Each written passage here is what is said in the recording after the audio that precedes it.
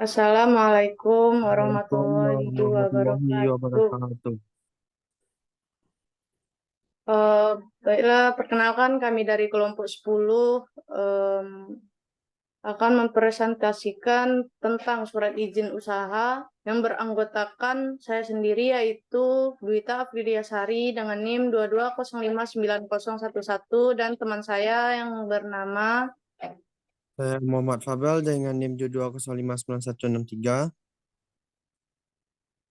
Baiklah, langsung saja kita masuk ke pembahasan yang pertama yaitu latar belakang. Surat izin usaha sebagai elemen penting dalam legalitas bisnis, mendukung bisnis untuk terus dapat berkembang dengan baik dengan perizinan yang jelas dan tertulis. Hal ini merupakan kewajiban yang harus dimiliki setiap usaha. Dan langsung saja kita masuk pembahasan yang pertama, yaitu usaha dengan surat izin usaha dari toko Slimkang Sport. Usaha ini merupakan usaha yang ditekuni dalam bidang olahraga. Usaha ini dimiliki oleh salah satu dosen Universitas Negeri Padang. Usaha ini mendapat bantuan modal dari ibunya.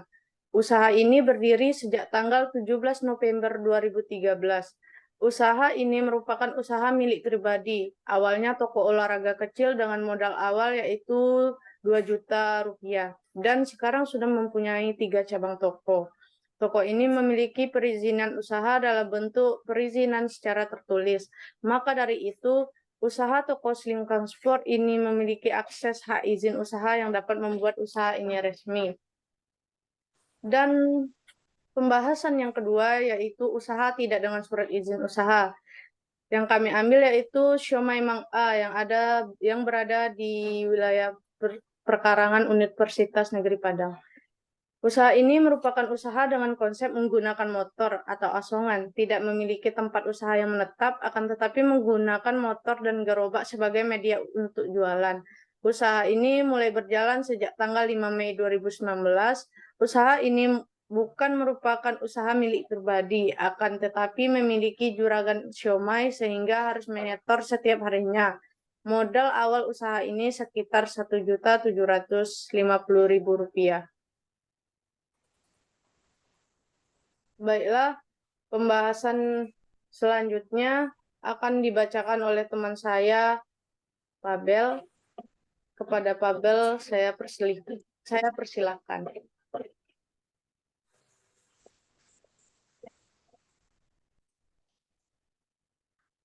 Baik, saya akan melanjutkan presentasi perbandingan usaha dengan surat izin dan tidak memiliki surat izin. Yang pertama, legitimasi dan kepastian hukum. Yang kedua, izin usaha. Memiliki izin usaha memberikan legitimasi hukum pada suatu perusahaan atau badan usaha. Hal ini memberikan kepastian hukum yang diperlukan untuk operasional sehari-hari dan menunjukkan kepatuhan terhadap hukum dan peraturan yang berlaku. Yang ketiga, perusahaan tanpa izin. Perusahaan tanpa izin beroperasi secara ilegal dan mungkin melanggar hukum. Hal ini mungkin melibatkan risiko hukum termasuk kemungkinan tindakan hukum, denda, dan bahkan penutupan bisnis Anda. Yang keempat, kepercayaan pelanggan dan reputasi bisnis. Perusahaan berlisensi memiliki lisensi meningkatkan kepercayaan pelanggan terhadap suatu perusahaan. Hal ini dapat meningkatkan reputasi perusahaan di masyarakat. Yang kelima, bisnis tanpa izin. Bisnis tanpa izin dapat kehilangan kepercayaan pelanggan karena perilaku tidak profesional dan persepsi kurangnya kepatuhan terhadap peraturan yang berlaku. Yang keenam, akses terhadap pasar dan peluang. Perusahaan yang memiliki izin perusahaan yang salah satu memiliki yang lebih mudah terhadap pasar dan peluang bisnis yang lebih banyak surat persetujuan membuka pintu kerjasama dengan calon.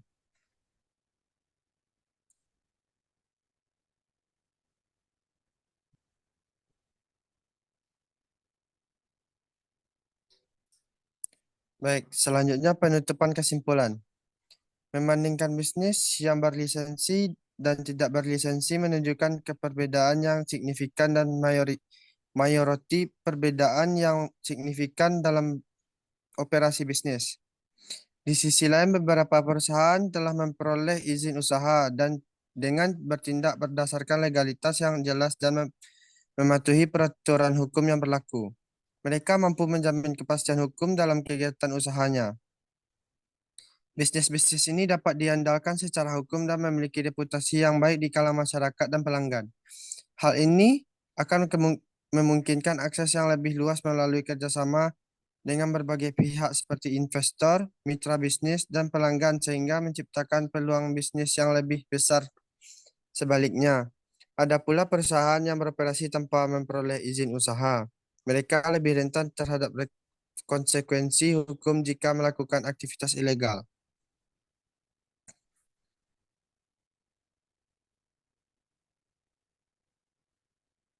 Baiklah, ini ada dokumentasi dari wawancara kami.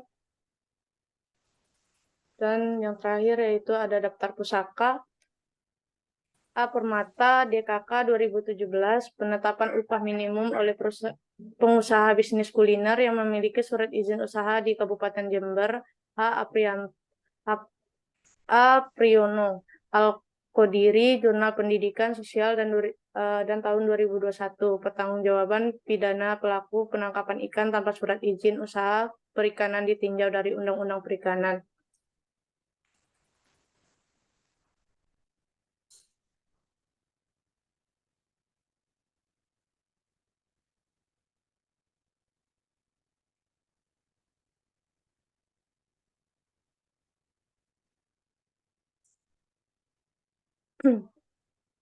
Dan ini bentuk dari surat izin usaha dari toko Silungkang Sport.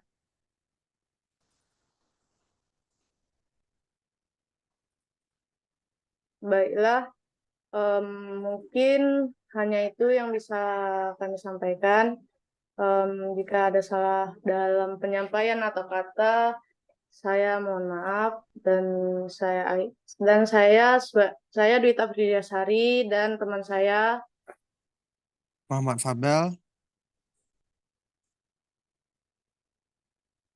em, undur diri dan mengucapkan Assalamualaikum Assalamualaikum warahmatullahi warahmatullahi wabarakatuh. wabarakatuh.